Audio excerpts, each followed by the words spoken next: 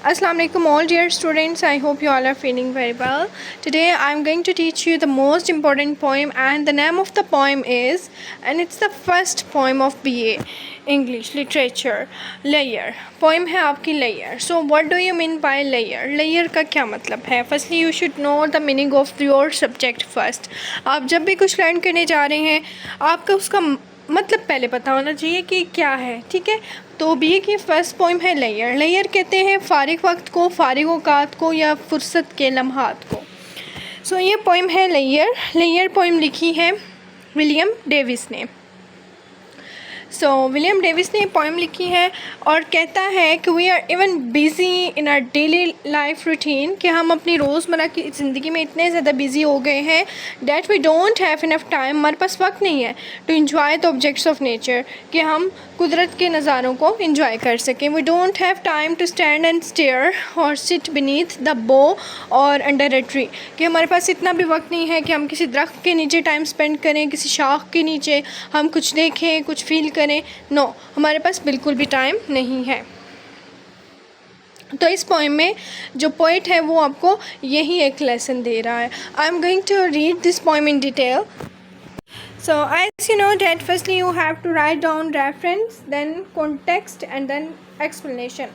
So it is the stanza number 1 of the poem and some lines will be given to you in your exam. कुछ lines आपको paper में दी जाएंगी and the examiner will say that explain it with reference to the context. और आपने उन lines को reference to the context के साथ explain करना होगा. Stanza number 1 है, कहते हैं what is this life, ये किस तरह की ज़िंदगी है। इफ़ अगर फुल ऑफ केयर मीन्स परेशानी, अगर ये मुश्किलात से परेशानी से भरी हुई है।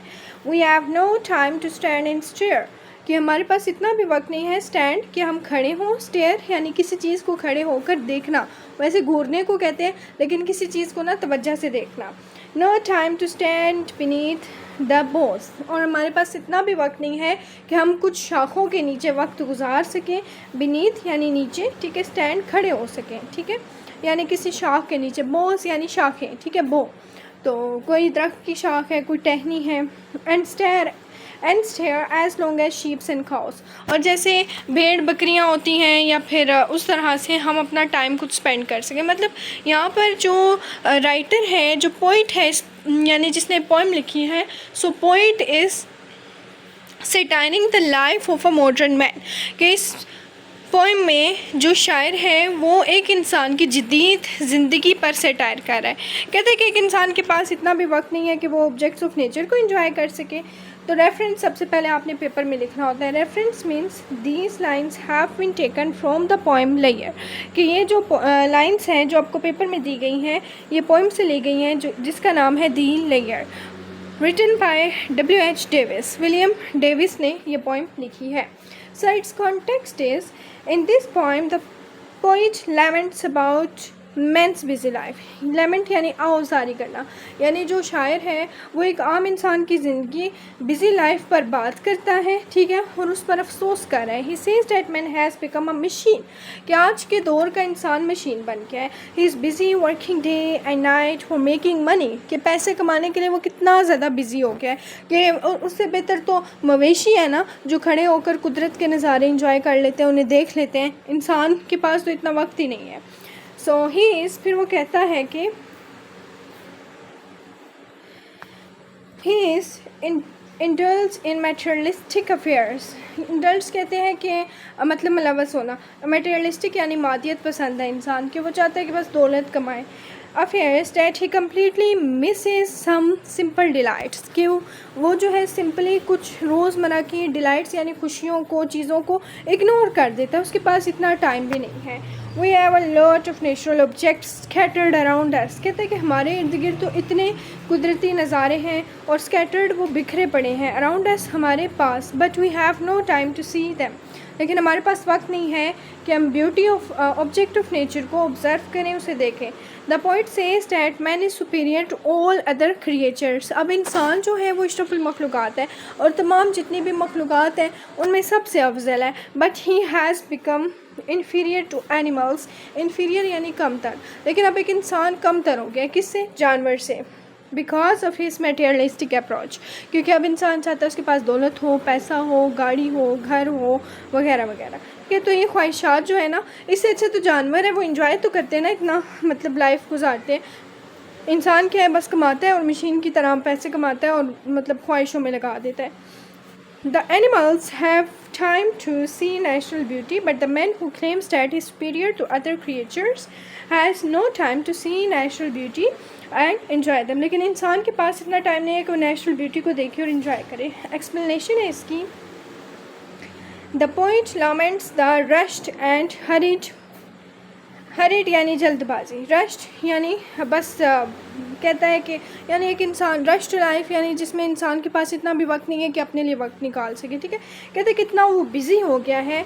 In which the modern man spends his life devoted यानी अब उसकी ज़िंदगी डिवाइड हो गई है टू मटेरियल परसुएट्स, मटेरियल यानी मादी ज़िंदगी के लिए, जिसमें वो चाहता है कि उसके पास हर चीज़ हो।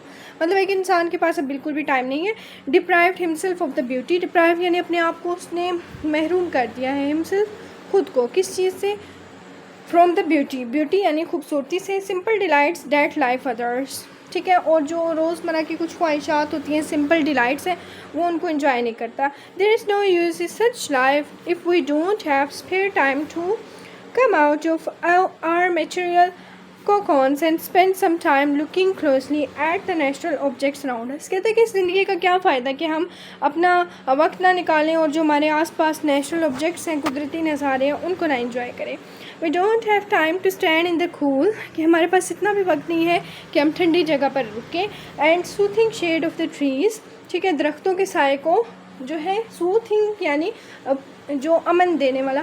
गर्मी में आप दरख्त के साए के नीचे खड़े होते हैं, कितना सुकून देता है आपको। कहते हैं कि आप वो भी इंजॉय नहीं कर सकते। And look at the beauty around spread around as us everywhere in nature. कहते हैं कि हमारे इर्द गिर्द तो खूबसूरती फैली हुई है, अल्लाह ताला की कुदरत है, लेकिन टाइम नहीं है हमारे पास।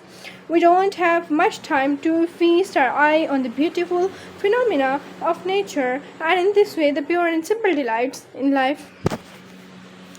ब्यूटीफुल फिनोमिना यानी इर्द गिर्द के खूबसूरत नज़ारे देखने के लिए हमारे पास much time to feast our eyes, यानी फीस्ट यानी फीस्ट आवर आइज़, यहाँ पर वो ये कह रहे हैं कि खड़े होकर एक जगह पर किसी चीज़ को गौर से देखना। ठीक है, तो हमारे पास इतना भी वक्त नहीं है कि हम खड़े होकर गौर से किसी चीज़ को देखें, ऑब्जेक्ट ऑफ नेचर को एंजॉय करें, ब्यूटी ऑफ नेचर को एंजॉय करें। नो, इसका मतलब ये है कि हमारे से तो अच्छे गायें और बकरियाँ, sheeps and cows are better than us, as said by William Davies. So it is the main purpose of the poet that he want to convey it to you.